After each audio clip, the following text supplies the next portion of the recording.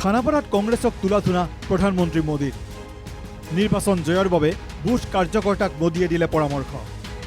নিজৰ বুথত এটা ভোটৰ প্ৰতি লক্ষ্য ৰাখিব লাগিব কাৰ্যকৰ্তাই। নিৰ্বাচনৰ লগতে মানুহৰ মন জয় কৰিবলৈকো আহ্বান প্ৰধানমন্ত্ৰীৰ। শনিবাৰে খানাপাৰা পশু চিকিৎসা মহাবিদ্যালয় খেলপথাৰত বিজেপিৰ বুথ বিজয় সংকল্প সমাৰোহত অংশগ্ৰহণ কৰে প্ৰধানমন্ত্ৰী মোদীয়ে। ভাষণৰ আৰম্ভণিতে অসমীয়াতে লক্ষাধিক দলীয় কাৰ্যকৰ্তাক সম্বোধন কৰে প্ৰধানমন্ত্ৰীয়ে। সকলোকে নমস্কাৰ। কি খবৰ আপোনালোকৰ? ভালে আছে? জয় আই অসম।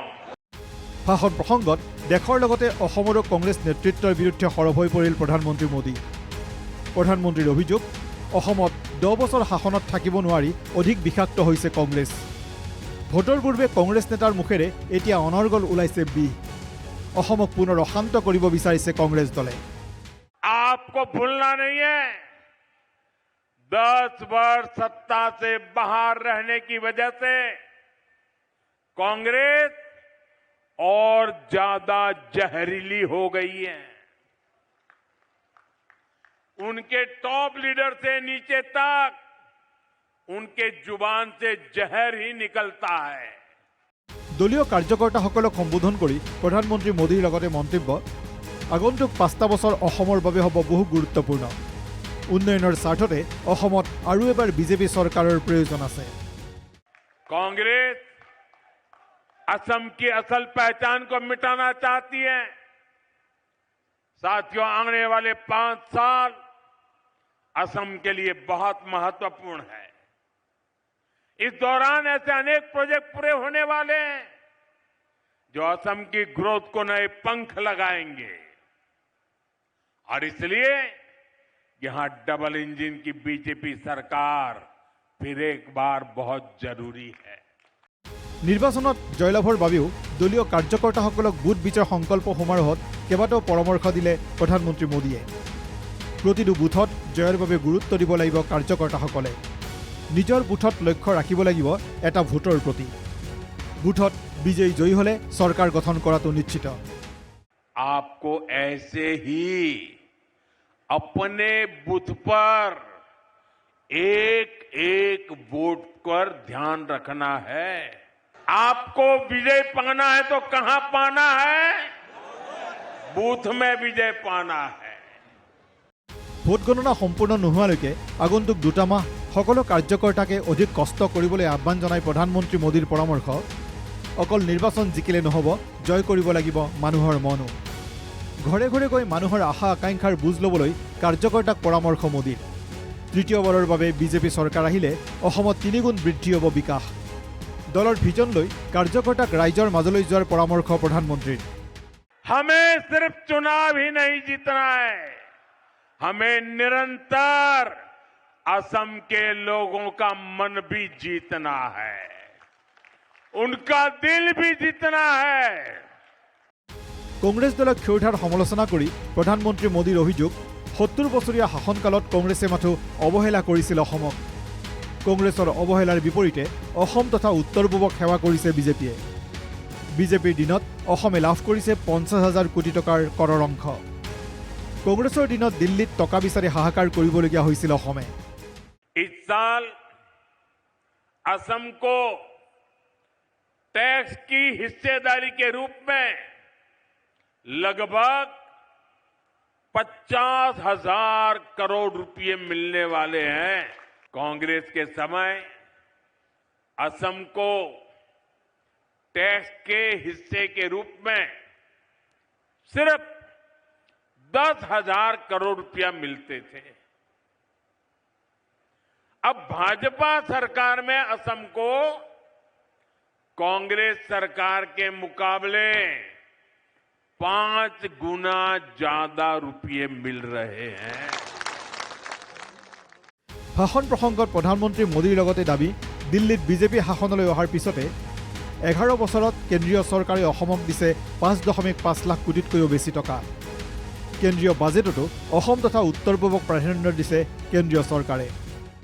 अगर मैं पिछले 11 वर्ष की बात करूं तो असम को तमाम विकास परियोजनाओं के लिए केंद्र सरकार से 5.5 लाख करोड़ रुपए से अधिक मिले हैं। इस साल के बजट में नॉर्थ ईस्ट की कनेक्टिविटी को और अधिक मजबूती देने का काम किया गया है। গুৱাহাটীত ব্ৰহ্মপুত্ৰৰ ওপৰত প্ৰধানমন্ত্ৰীৰ পৰীক্ষা পে চৰ্চা অনুষ্ঠান প্ৰসংগত উল্লেখ কৰি এই অনুষ্ঠানে অসমৰ নদী পৰ্যটনৰ ক্ষেত্ৰতো এক বিশেষ মাত্ৰা প্ৰদান কৰিব বুলি মন্তব্য কৰে প্ৰধানমন্ত্ৰী মোদীয়ে। अभी आपने देखा होगा परीक्षा पे चर्चा का कार्यक्रम गुवाहाटी में हुआ था। हमने ब्रह्मपुत्र नदी में क्रूज पर विद्यार्थियों से चर्चा की थी। आने वाले समय में ब्रह्मपुत्र पर ऐसे ही रिवर टूरिज्म को और बढ़ाया जाएगा। मैं ऐसे ही वहां नहीं गया था, मैं देश को बताना चाहता था कि टूरिज्म के लिए इससे बेहतर जगह नहीं है। आओ, ये मेरा आसाम है, ये मेरी ब्रह्मपुत्र है, आइए। শনিবাৰে ডিব্ৰুগড় জিলাৰ মৰাণত ৰাষ্ট্ৰীয় ঘাইপথৰ ওপৰত বিমান অৱতৰণ প্ৰসংগত প্ৰধানমন্ত্ৰী মোদীৰ মন্তব্য, এয়া অসমৰ বাবে এক গৌৰৱৰ সময়। বুধ বিজয় সংকল্প সমাৰোহত উপস্থিত থকা দলীয় কাৰ্যকৰ্তাসকলক মোবাইলৰ ফ্লাছ লাইট জ্বলাই এই গৌৰৱৰ সময় উদযাপন কৰিবলৈকো আহ্বান জনায় প্ৰধানমন্ত্ৰী মোদীয়ে। आज के दिन देश की नजरें असम पर है। सबने देखा जब मैं वायुसेना के विमान से मोरान के हाईवे पर उतरा, रनवे पर नहीं, हाईवे पर विमान से उतरा, तो एक नया इतिहास बन गया। आपके हाईवे पर विमान लैंड हो, ये आपको गर्व हुआ कि नहीं हुआ? गर्व हुआ कि नहीं हुआ? तो जरा अपना मोबाइल निकालिए और फ्लैश लाइट कीजिए। आपको गर्व हुआ है ना?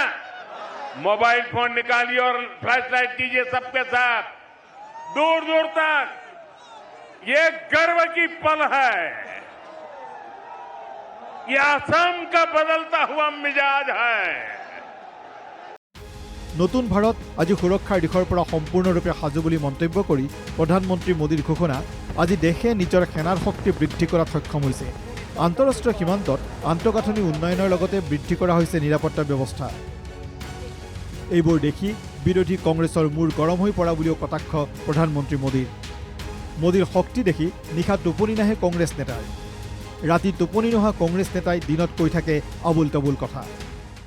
आज देश अपनी सेनाओं को मजबूत कर रहा है।